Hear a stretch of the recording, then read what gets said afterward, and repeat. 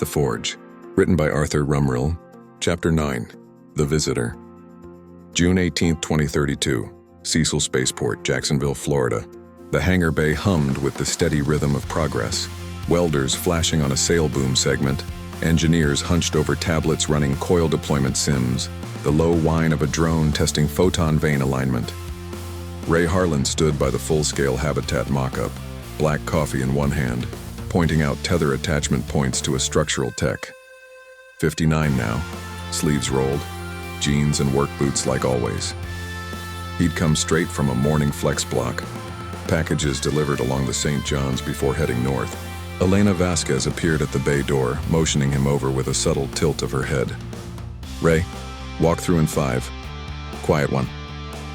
He raised an eyebrow but followed. A small group entered the hangar. No press, no fanfare. Just 4 people in plain clothes moving like they owned the place without needing to prove it. Leading them, Elon Musk. He slipped in like a mythical god descending from Olympus, low-key, almost casual, hands in pockets, eyes already scanning the hardware as if reading the soul of the project.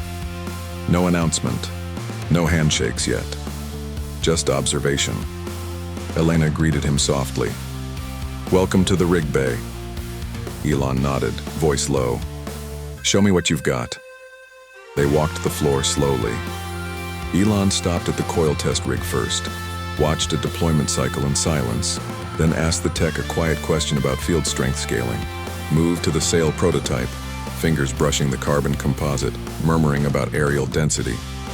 At the habitat mock-up, he studied Ray's waste shielding bladder diagram taped to the wall, layered tanks, modular fill ports. Ray stood back, coffee in hand, letting the engineers answer. Elon's gaze flicked to him once or twice, measuring, not speaking. Finally, at the whiteboard covered in Ray's latest hand-drawn revisions, Elon paused longest. He turned to Elena. "Is this the layered redundancy guy?" Elena smiled. "Ray Harlan, the original spark." Elon looked at Ray fully then, direct, appraising, like sizing up a new rocket on the pad. "Practical design," he said simply. "Keep evolving without overcomplicating." Ray met his eyes, no fuss. "Trying to make it something that works when nobody's watching." Elon gave a small nod, approval in the quietest form. He asked Ray one question.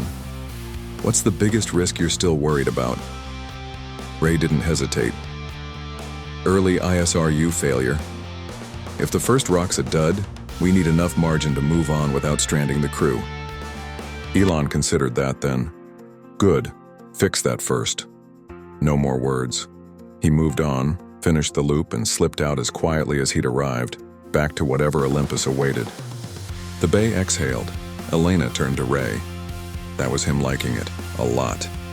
Ray sipped his cooling coffee. Quiet guy. "Yeah, when he's loud early, it's usually not good. Quiet means he's thinking about investment." Ray glanced at the whiteboard, the mock-up, the team already buzzing again, but with new vigor now. Ray had a short flex block scheduled for that afternoon. It kept him grounded, and after that visit he needed it. But the visitor from the Mount had seen something worth watching, and for Ray that was enough, for now.